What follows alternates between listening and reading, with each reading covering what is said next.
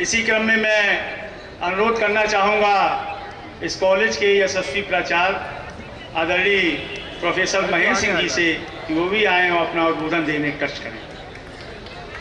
पटेल विचार मंच के तत्वावधान में महाविद्यालय परिसर में लौह पुरुष हम सबके प्रेरणा स्रोत आदर्श सरदार वल्लभ भाई पटेल जयंती समारोह के अवसर पर मुख्य अतिथि के रूप में इस महाविद्यालय के गौरव, महाविद्यालय के पूर्व प्रोफेसर रहे, एक देश में एक आदर्श नेता के रूप में जिनकी पहचान है, अपने ओजस्वी और विद्वतापूर्ण भाषणों से राज्यसभा में लगातार देश के विभिन्न मुद्दों पर सदैव लोगों का ध्यान आकर्षित करने वाले और हम सबके परम आदरणीय प्रोफेसर रामगोपाल यादव सर का बहुत बहुत आभार सादर अभिनंदन करता हूं, वंदन करता हूं। सर, आप महाविद्यालय का पूरे देश में गौरव बढ़ा रहे हैं, ये हम सब लोगों के लिए अति गौरव का विषय है।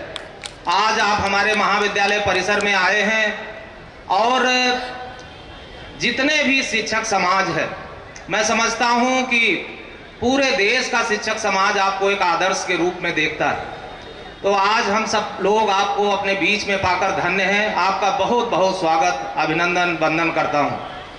हमारे बीच में विशिष्ट अतिथि के रूप में जिला सहकारी बैंक के अध्यक्ष परम आदरणीय अंकुर भैया हमारे बीच में उपस्थित हैं। आप एक युवा नेता के रूप में जन सरोकारों से जुड़े हुए मुद्दों को लगातार उठाते रहते हैं। जन सामान्य के बीच में आपकी छवि एक बड़े संवेदनशील नेता के रूप में है। लगातार आप जन समस्याओं को निराकरण के लिए लगे रहते हैं। आपका भी बहुत बहुत स्वागत, अभिनंदन और वंदन करता हूं। नगर की प्रथम अध्यक्षा आदरणीय हमारे बीच में पूर्व अध्यक्ष जी भी बैठे हैं और उनकी पत्नी है आदरणीय अध्यक्षा महोदय जी का भी बहुत बहुत स्वागत, अभिनंदन। आपके जब से बनी है नगर पालिका की अध्यक्षा, तब से हर रोज कोई न कोई कार्यक्रम, किसी तरीके की कोई विकास की कार्यक्रम का उद्घाटन या उसका शिलान्यास होता रहता है और मैं समझता हूं आप एक इटावा को नगर आदर्श नगर पालिका के रूप में स्थापित करने में लगी हैं। पिछली बार में आदरणीय संटू गुप्ता जी ने भी एक मिसाल कायम की थी और उन्हीं कदमों पे आगे बढ़ते हुए आप पूरे नगर को एक विकास का पर्याय बना रही हैं। आपका भी बहुत बहुत स्वागत, अभिनंदन करता हूं।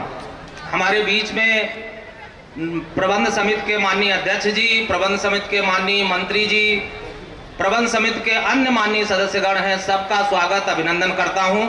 साथ में मेरे समक्ष बहुत सारे इस जनपद के नेतागण, समाजवादी पार्टी के बहुत सारे कार्यकर्तागण उपस्थित हैं। सभी का अभिनंदन करता हूं, वंदन करता हूं।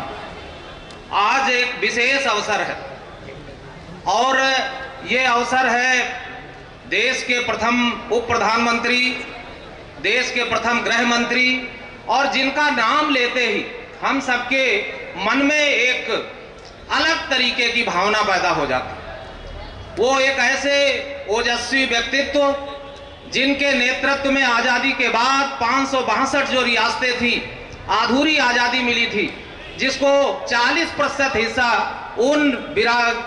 उनमें था, रियासतों में था और उसको एक तरीके से पूरी आजादी नहीं कह सकते हम, लेकिन उनके सबको एकीकरण करने का काम आदरणीय और हमारे देश के नेता लौह पुरुष श्री वल्लभ भाई पटेल जी के नेतृत्व में हुआ। ये हम सब लोगों के लिए गौरव की बात है कि प्रत्येक वर्ष महाविद्यालय में सरदार पटेल जयंती मनाई जाती है। आज मैं उनको श्रद्धा सुमन अर्पित करता हूं, उनको हम सब लोग नमन करें और देश को एकता के सूत्र में पिरोने का जो कार्य किया है उन्होंने, वो काबिले तारीफ है। एक समय लंदन टाइम्स ने लिखा था कि शायद बिस्मार्क की जो कार्य था जर्मनी के एकीकरण का, उससे न जाने कितने गुना बड़ा काम था श्री सरदार वल्लभ भाई पटेल जी का। गांधी जी ने कहा था कि शायद 562 जो रियासतें थी उनको एकीकरण का कार्य और कोई नहीं कर सकता था सिवाय सरदार वल्लभ भाई पटेल के। और सरदार वल्लभ भाई पटेल एक ऐसे नेता थे जो जमीन से, गरीबों से जुड़ करके आगे बढ़े थे। उनका खुद का अपना कथन है कि मैं ऐसे समाज से आता हूं, मैं ऐसे